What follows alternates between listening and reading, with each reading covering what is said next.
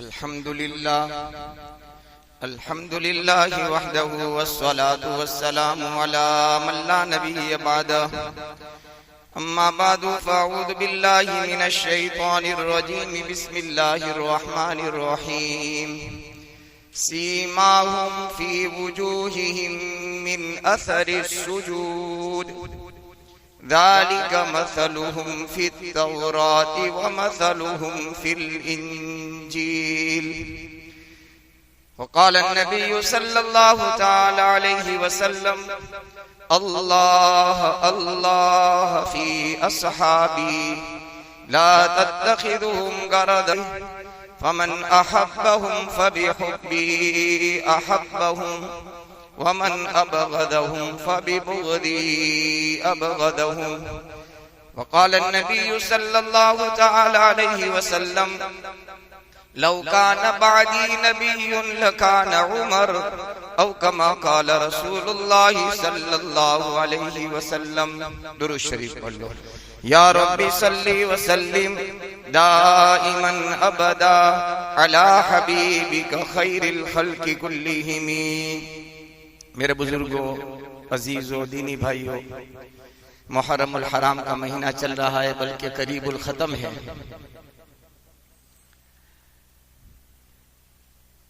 جہاں نواسہ رسول حسین بن علی رضی اللہ تعالیٰ اس مہینے کی 10 تاریخ کو شہید ہوئے تھے، وہیں اسلام کے وہ جرنیل، اسلام کے وہ سپاہی، اسلام کے وہ جوان مرد، اسلام کی آن، اسلام کی شان، بلکہ اگر یوں کہا جائے کہ زمین پر وہ کوئی جملہ بولے اللہ قرآن بنا کر اتار دے۔ یہاں عمر کی زبان سے بات نکلی، اللہ نے قرآن بنا دیا، آیت قرآن بنا کر اللہ نے اتارے۔ ایسے شان والے سیدنا عمر ابن خطاب رضی اللہ تعالیٰ عنہ کے کچھ حالات سنائے تھے، کچھ آج عرض کرنے ہیں۔ آپ خاندان اسماعیل میں سے تھے۔ انبیاء کرام علیہ السلام کی بڑی جماعت خاندان اسحاق میں سے آئے۔ ابراہیم علیہ السلام کے 2 بیٹے تھے، اسحاق اور اسماعیل۔ انبیاء بنی اسرائیل لاکھوں کی تعداد میں آئے ہو، اسحاق علیہ السلام کی اولاد میں آئے ہیں۔ اور اللہ پاک کی شان دیکھو، آپ کی قدرت دیکھو، آپ کی حکمتیں دیکھو کہ اسماعیل علیہ السلام کے خاندان میں ایک ہی نبی بھیجے جو محمد رسول اللہ صلی اللہ علیہ وسلم تشریف لائے، سارے نبیوں کے سردار بنا کر آل اسماعیل میں بھیجے۔ سیدنا عمر بن خطاب رضی اللہ تعالیٰ عنہ بھی خاندان اسماعیل میں سے ہیں۔ اللہ اکبر کبیرہ صلی اللہ علیہ وسلم۔ چونکہ پچھلے جمعہ میں میں نے عرض کیا تھا کہ آپ کے خاندان میں ایک نام ہے عدی، جو محمد رسول اللہ صلی اللہ علیہ وسلم کے 8ویں پشت میں جا کر کے دونوں کا خاندان مل جاتا ہے، یعنی حضرت عمر کا اور محمد رسول اللہ صلی اللہ علیہ وسلم کا۔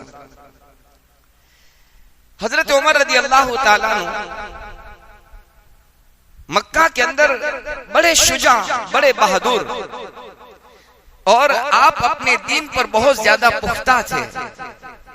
اسی لیے پچھلے جمعہ میں نے عرض کیا تھا کہ جب آپ اپنی بہن کو مار رہے تھے تو آپ کی بہن فاطمہ نے کہا کہ بھائی عمر، اگر تیرے رگوں میں خطاب کا خون دوڑ رہا ہے اور تو نے عزم کر لیا ہے، ارادہ کر لیا ہے کہ میں اپنے آبائی مذہب کو نہیں چھوڑوں گا، تو یہ بھی سن لے کہ میرے رگوں میں بھی خطاب کا خون دوڑ رہا ہے اور میں نے بھی طے کر لیا ہے کہ محمد رسول اللہ کی غلامی نہیں چھوڑوں گا۔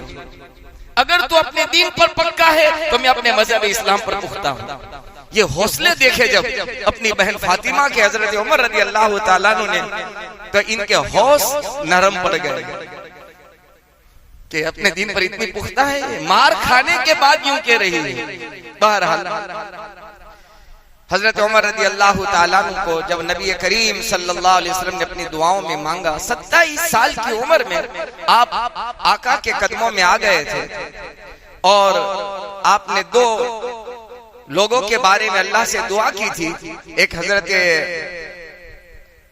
ابو جہل کے بارے میں اور حضرت عمر کے بارے میں عمر ابن ہشام جس کو ابو جہل کہتے ہیں اور عمر ابن خطاب جس کو عمر فاروق کہتے ہیں.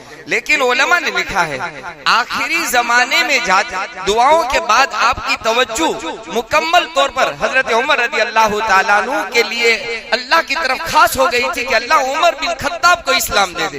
کیوں؟ آپ کی نبوت والی آنکھوں نے حضرت عمر رضی اللہ تعالیٰ عنہ کے اندر آپ نے یہ دعا کی تھی کہ اللہ عمر کے ذریعے سے اسلام کو طاقت عطا فرما، قوت عطا فرما. تو علماء نے لکھا ہے کہ یہ طاقت اور قوت کون سی تھی؟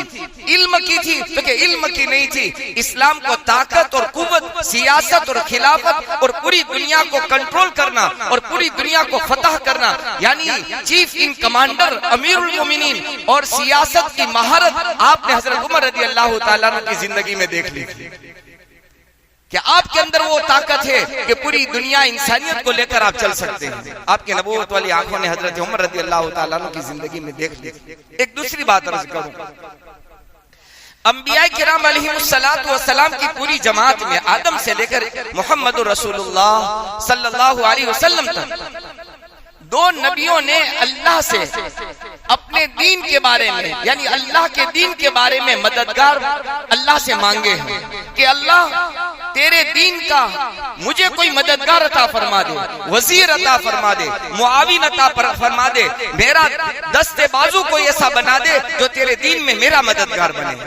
ایک سیدنا موسیٰ علیہ السلام، قرآن میں اللہ فرماتے ہیں اذهب الى فرعون انه طغى، اے موسیٰ بڑا شرکس بنا ہے فرعون، جاؤ ان کے پاس اور میرا پیغام پہنچاؤ. تو موسیٰ علیہ السلام نے اللہ سے دعا کی رب اشرح لی صدری ویسر لی امری واحلل عقدۃ من لسانی یفقهوا قولی واجعل لی وزیرا من اہلی ہارون ازری. اللہ میرے سینے کو کھول دے، رب اشرح لی صدری، اور میرے معاملے کو، میرے کام کا آسان فرما دے. بتائیے چلا نبی اپنے کام میں اللہ کے محتاج ہیں، اسی لیے تو موسیٰ نے اللہ سے مانگا وَيَسِّرْ لِي أَمْرِي، اللہ میرے کام کو تو آسان کر دے. اللہ آسان کرے تب ہی نبی کا کام آسان ہو سکتا ہے. اللہ آسان نہ کرے، چاہے زمانے کے نبی سے لے کر زمانے کا ولی بھی ہو، اللہ کے آسان کرنے سے ہی آسان ہو سکتا ہے.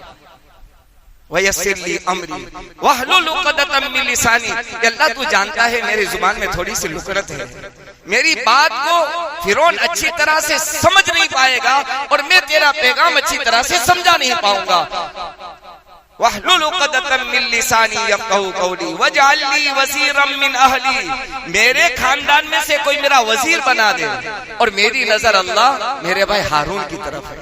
ہارون اخشت بھی ازری، میری کمر کو میرے بھائی ہارون کے ذریعے سے مضبوط کر دے. اللہ کی شان دیکھو، موسیٰ علیہ السلام نے اللہ سے دعا کی، اللہ نے ہارون علیہ السلام کو اللہ نے اپنا نبی بنا دیا. یہاں دیکھو محمد الرسول اللہ صلی اللہ علیہ وسلم نے اللہ سے اپنے دین کا مددگار مانگا، اپنے دین کا وزیر مانگا، اپنے دین کا حامی ناصر مانگا. تو اللہ نے محمد الرسول اللہ صلی اللہ علیہ وسلم نے مانگا کس کو؟ عمر کو رضی اللہ تعالیٰ. علماء نے لکھا ہے موسیٰ دعا مانگے، ہارون کو اللہ نبی بنائے، محمد الرسول اللہ صلی اللہ علیہ وسلم دعا مانگے، اللہ عمر کو دین کا وزیر بنائے لیکن نبی نہیں بنایا. کیوں نہیں بنایا؟ اللہ نے محمد الرسول اللہ صلی اللہ علیہ وسلم پر نبوت کا دروازہ بند کر دیا، چونکہ آپ کے بعد کوئی نبی نہیں تھے. لیکن آپ کی نبوت والی زبان نے دنیا انسانیت کو بتایا، قیامت تک آنے والی انسانیت کو بتایا. لو کان بعدی کان عمر، میں نے عمر کی زندگی میں وہ ساری خوبیاں دیکھی، سارے اوصاف دیکھے، سارے کمالات دیکھے جو زمانے کے نبی کی زندگی میں ہوتے ہیں. میرا محبوب کہہ رہا ہے، آقا ارشاد فرما رہے ہیں کہ سارے نبوت والے کمالات، ساری خوبیاں، ساری خصوصیات اللہ نے عمر میں اللہ نے رکھ دی تھی. میرے بعد کوئی نبی ہوتا تو اللہ عمر کو نبی بناتے. اللہ اکبر کبیرہ. یہاں موسیٰ دعا مانگ رہے ہیں، اللہ ہارون علیہ السلام کو نبی بنا رہے ہیں، اللہ کے نبی دعا مانگ رہے ہیں، نبوت کا دروازہ اللہ چالو رکھتا، کھلا رکھتا، جاری رکھتا، ساری رکھتا، تو میرے محبوب کے بعد اللہ عمر کو نبی بناتا. کتنے کمال ہوں گے آپ کے اندر. اس لیے علماء نے لکھا ہے آپ کی روحانیت کا حال یہ تھا، آپ کی روحانیت کا حال یہ تھا کہ آسمانوں پر اور میلوں آپ کی روحانیت پہنچی ہوئی تھی. اس کی دو مثالیں. ایک قافلہ جنگ کے لیے روانہ ہوا، آپ یہاں سے کئی سو میل کی دوری پر اس قافلے کو کہہ رہے ہیں یا ساری الجبل یا ساری الجبل. یہاں سے آپ کی آواز کئی میلوں تک اللہ تعالیٰ نے پہنچا دی. یہ آپ کی روحانیت کا حال تھا. اور آگے سنو، جب دریائے دجلہ خشک ہو چکا، سوکھ گیا، تو عمر بن خطاب رضی اللہ تعالیٰ نے خط لکھا دریائے دجلہ کے نام کہ اگر تو اللہ کے حکم سے چلتا تھا تو آج عمر تجھے یہ حکم دے رہا ہے کہ اللہ کے حکم سے واپس چلنا شروع کر دے. جس دن سے وہ خط دریائے دجلہ میں پڑا ہے آج تک اور صبح قیامت تک اللہ دریائے دجلہ کو اللہ نے جاری کر دیا ہے. آپ کی روحانیت کا یہ حال تھا. دریائے دجلہ آج تک خشک نہیں ہوا. یہ آپ کی روحانیت کا عالم تھا. عمر تو عمر تھے رضی اللہ تعالی، بڑے کمالات، بڑا تقوی، بڑی پاکیزگی. میں نے پچھلے جمعہ میں کہا تھا نا کہ ملک روم کا ڈیفینس منسٹر جب آیا تھا تو عمر کا محل تلاش کر رہا تھا، لیکن عمر بڑے سادہ تھا.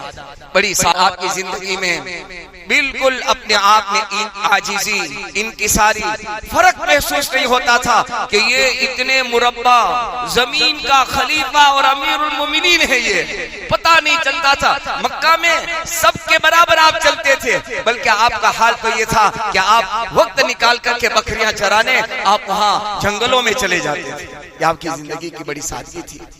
تو دو نبیوں نے اللہ سے دعا مانگی. حضرت موسیٰ نے دعا مانگی، اللہ نے ہارون کو اپنا ساتھی وزیر نبی بنا دیا، اور محمد رسول اللہ صلی اللہ علیہ وسلم نے دعا مانگی تو اللہ نے عمر کو اپنا وزیر بنا دیا. لیکن یاد رکھنا حضرت عمر رضی اللہ تعالیٰ عنہ کی زندگی میں ساری خوبیاں نبیوں والی تھی. اللہ اکبر. لیکن نبی آنے والے نہیں تھے.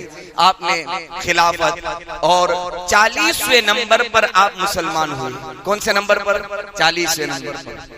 اور قرآن کریم کی 40ویں نمبر کی سورت ہے سورۃ المومنین. بہرحال علماء نے اس میں بڑی مطابقت بھی لکھی اپنی جگہ پر. 40ویں نمبر پر مسلمان ہوئے، اور جب آپ نے اسلام قبول کر لیا، جیسے میں نے کہا کہ آپ اپنی بہن کے دروازے سے واپس ہوئے، کہا کہ اب کہاں جانا ہے؟ تو کہ نبی کی خدمت میں جانا ہے، آپ کی غلامی میں جانا ہے، آپ کے دربار میں جانا ہے. تلوار کھلی ہوئی تھی. حضرت حمزہ رضی اللہ تعالیٰ عنہ نے کہا کہ کون ہے؟ تو کہ عمر ہے. کھلی تلوار لے کر آئے ہیں، تو کہ اچھے ارادے سے آئے ہیں، اہلاً و سہلاً و مرحبا، ویلکم ہوگا. اور برا ارادہ ہے تو اسی کی تلوار سے اس کا کام پورا کر دیا جائے گا. دروازہ کھولا. حضرت عمر رضی اللہ تعالیٰ عنہ نے محمد رسول اللہ صلی اللہ علیہ وسلم کے ہاتھ پر بیعت کر لی. بس اب تھوڑی دیر گزری تھی کہ کہا اللہ کے حبیب نے چلو نماز کی تیاری کرو. تو کہ نماز، سوچے ذرا، مکے کی سرزمین ہے اور حرم مکہ میں حرم کعبہ کے اندر کسی مسلمان کو اللہ کے سامنے سجدہ کرنے کی اجازت نہیں.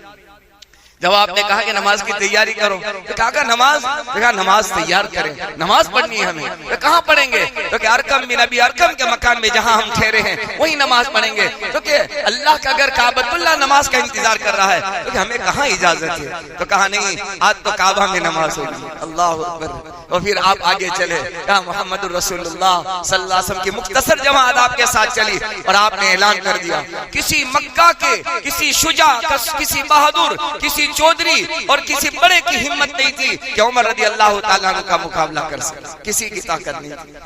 آپ کا نام عمر ہے اور آپ کی کنیت ابو حفص ہے اور آپ کا لقب اللہ کے نبی محمد رسول اللہ صلی اللہ علیہ وسلم نے آپ کو کہا فاروق.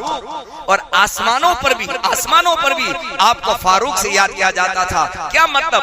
حق اور باطل کے درمیان میں فرق کرنے والے، حق اور باطل کے درمیان میں تمیز کرنے والے. یا سیدنا عمر بن خطاب رضی اللہ تعالیٰ عنہ تھے، خلیفہ بنے تھے، امیر المؤمنین بنے تھے، خلیفۃ المسلمین بنے تھے. آپ کو اپنی ذمہ داری کا بڑا احساس تھا. بہت مشہور واقعہ ہے کہ رات میں آپ گشت کرتے تھے، ابو طلحہ فرماتے ہیں کہ ایک موقع سے رات میں ایک بڑھیا کے مکان پر میں خدمت کے لیے میں گیا تو کسی نے کہا کہ رات میں کوئی شاید وہ معذور تھی آنکھوں سے بھی کہا کہ رات میں کوئی نوجوان آتا ہے اور یہ خدمت کر کے چلا جاتا ہے جھاڑو بھی دے دیتا ہے پانی بھی بھر دیتا ہے گھر کی صفائی بھی کر دیتا ہے تو حضرت طلحہ فرماتے ہیں میں رات میں ایک مرتبہ چیک کرنے کے لیے گیا کہ ہے کون نوجوان جو رات میں خدمت کے لیے چلا جاتا ہے کیا دیکھتا ہوں کہ اس بڑھیا سے مکان میں ہمارے امیر ہمارے خلیفہ حضرت عمر رضی اللہ تعالیٰ عنہ رات میں نکل رہے ہیں بڑھیا کی خدمت معذورین کی خدمت حضرت عمر رضی اللہ تعالیٰ عنہ کے ہاتھ پر اللہ نے بہت فتوحات دی جب دنیا فتح ہونے لگی ملک روم فتح ہوا ملک ایران فتح ہوا قیصر اور کسرا اس زمانے کی بہت بڑی سپر پاور طاقتیں تھی آہستہ آہستہ فتح ہونے لگی اب چونکہ 2 جمعہ تک یہ بات ہوئی ہے اسی کو میں ختم کرتا ہوں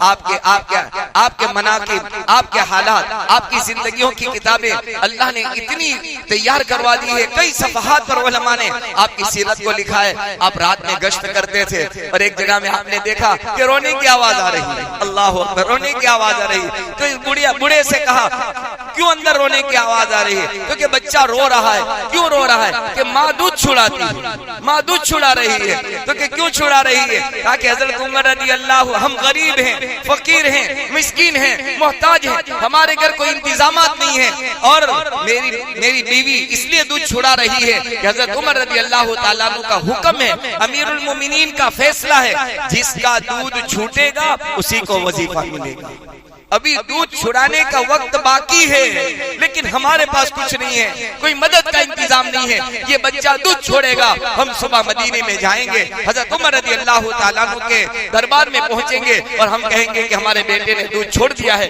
آپ ہمارا وظیفہ جاری کر دو ہمارا پینشن جاری کر دو بچے کے نام کا اس لیے ماں دودھ چھڑا رہی ہے حضرت عمر رضی اللہ تعالیٰ اور عمر کو کہاں پتا ہوگا اس حال کا تو اس بڑے نے یوں جملہ کہا تھا کہ پھر اس کو امیر المومنین بننے کا حق نہیں ہے اللہ کیا عمر رو رہے تھے کہ قیامت کے میدان میں اس لیے آپ کا ایک جملہ ہے اگر دریائے دجلہ کے کنارے پر کوئی کتا پیاسا مر گیا قیامت کے میدان میں عمر کا دامن اللہ پکڑے گا انسانیت کی بات نہیں کر رہا ہوں مسلمان کی بات نہیں کر رہے ہیں جانور اگر پیاسا مر گیا حضرت عمر رضی اللہ تعالیٰ عنہ فرماتے تھے اللہ عمر کا دامن پکڑیں گے اس لیے سیدنا عمر بن خطاب رضی اللہ تعالیٰ عنہ نے جب ملک ایران فتح کیا کسرا کی حکومت جب فتح ہو گئی اور ملک ایران فتح ہوا تو مدینے کے اندر مغیرہ بن شعبہ رضی اللہ تعالیٰ عنہ کا ایک غلام تھا جو مجوسی تھا وہ ایران کا رہنے والا تھا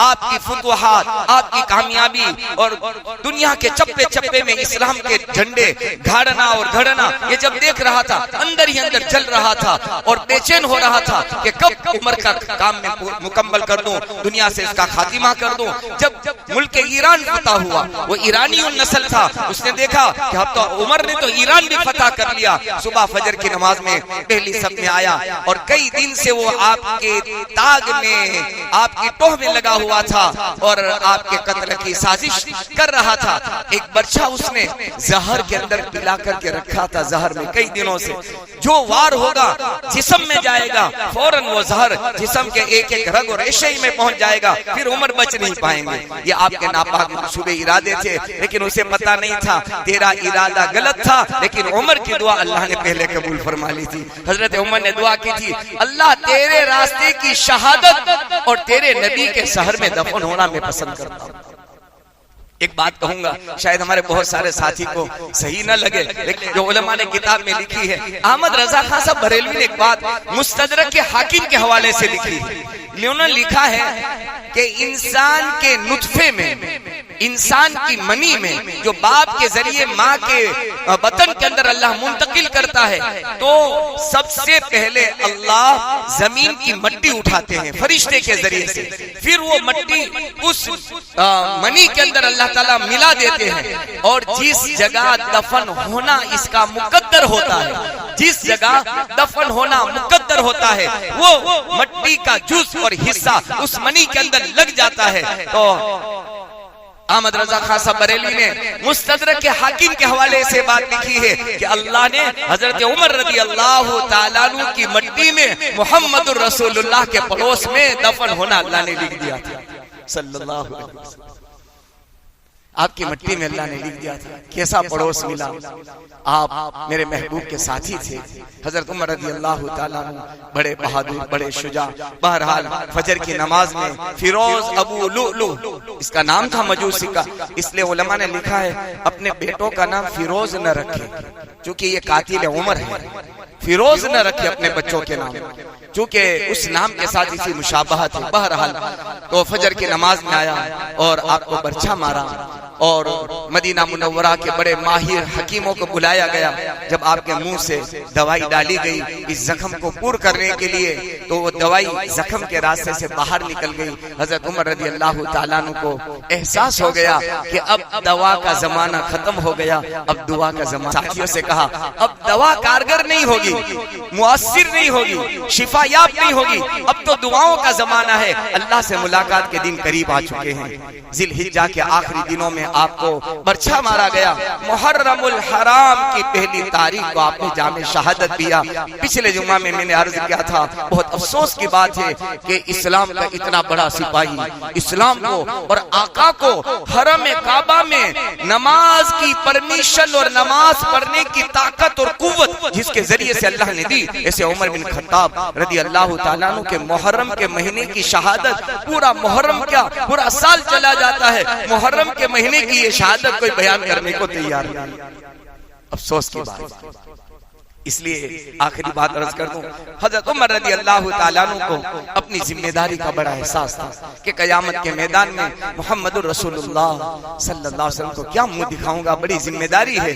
اس لیے جب آپ کے آخری دن تھے اور آپ کو یہ زندگی کی امید نظر نہیں آ رہی تھی، صحابہ جمع ہوئے اور کہا کہ عمر اپنے بیٹے عبداللہ کو خلیفہ بنا دو، اپنے بیٹے عبداللہ بن عمر کو خلیفہ بنا دو. حضرت عمر رضی اللہ تعالیٰ عنہ کا بڑا تاریخی جملہ کتابوں میں علماء نے لکھا ہے. حضرت عمر رضی اللہ تعالیٰ عنہ نے یہ کہا کہ خطاب کے گھرانے میں اللہ نے عمر کو خلیفہ بنایا، امیر المومنین بنایا. قیامت کے میدان میں امیر المومنین خلیفۃ المسلمین کی حیثیت سے ساری انسانیت کا جواب دینا عمر کے لیے بہت بڑا مشکل مسئلہ ہو جائے گا. اب عمر پسند نہیں کرتے کہ خطاب کے گھر کے اندر یہ ذمہ داری کا توق اور یہ ذمہ داری کسی کے سر پر ڈالی جائے.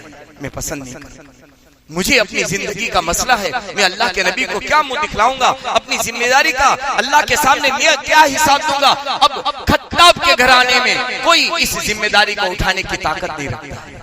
میرے بزرگ، اگر آپ اور ہم کسی مسجد کے، کسی مدرسے کے، کسی ٹرسٹ کے، اور ہم میں سے ہر ایک اپنے گھر کا بڑا ذمہ دار ہے، اپنے محلے کا ذمہ دار ہے، اور محمد رسول اللہ صلی اللہ علیہ وسلم کی ختم نبوت کی برکت سے ہم میں کا ہر ایک مسلمان کے لیے ذمہ دار ہے. آپ سے گزارش ہے اللہ کے دین کی سربلندی ہو. صحابہ نے اسی لیے اپنی زندگی کو اور اپنی زندگی کے سرمایے اور سب کچھ مٹا دیا، لٹا دیا اور سب کچھ قربان کر دیا. میری زندگی کا مقصد تیرے دین کی سرفرازی، اسی لیے میں مسلمان، اسی لیے میں نمازی. میرے بزرگوں، اپنی ذمہ داری کا احساس کریں جیسے صحابہ نے کیا تھا. ہماری سب سے بڑی ذمہ داری تو یہ ہے ہم اللہ کے دین پر خود چلیں اور اللہ کے دین پر اپنے گھر والوں کو چلانے کی فکر کریں. اور قیامت کے میدان میں ہماری اولاد کہیں ہمارا دامن پکڑ کر یوں نہ کہے ابا کما کر لاتا تھا، کھلاتا تھا، سب کچھ کرتا تھا،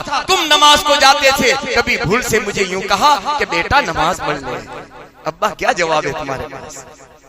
اب سے گزارش کرتا ہوں، صحابہ کی زندگیاں ہمارے لیے مشعل راہ ہے. اللہ کے حبیب نے فرمایا اللہ اللہ فی اصحابی لا تتخذهم غرضا من بعدی. میرے صحابہ سے جس نے محبت کی اس نے محمد الرسول اللہ سے محبت کی صلی اللہ علیہ وسلم. اور جس نے آپ نے فرمایا میرے صحابہ سے دشمنی کی اس نے اللہ سے، اللہ کے نبی سے دشمنی کی. لہذا محرم الحرام میں اپنی زبان کی، اپنے کانوں کی حفاظت کریں. صحابہ کے بارے میں کوئی بات ہماری زبان سے ایسی غلط نہ سنے نہ کہے. اللہ ہمیں اس کی توفیق نصیب فرمائے. آمین. الحمدللہ رب العالمین. دو اعلان سن لے. پہلا اعلان تو اللہ کے مہمان حرمین شریفین کی زیارت کر کے واپس اپنے مقام کو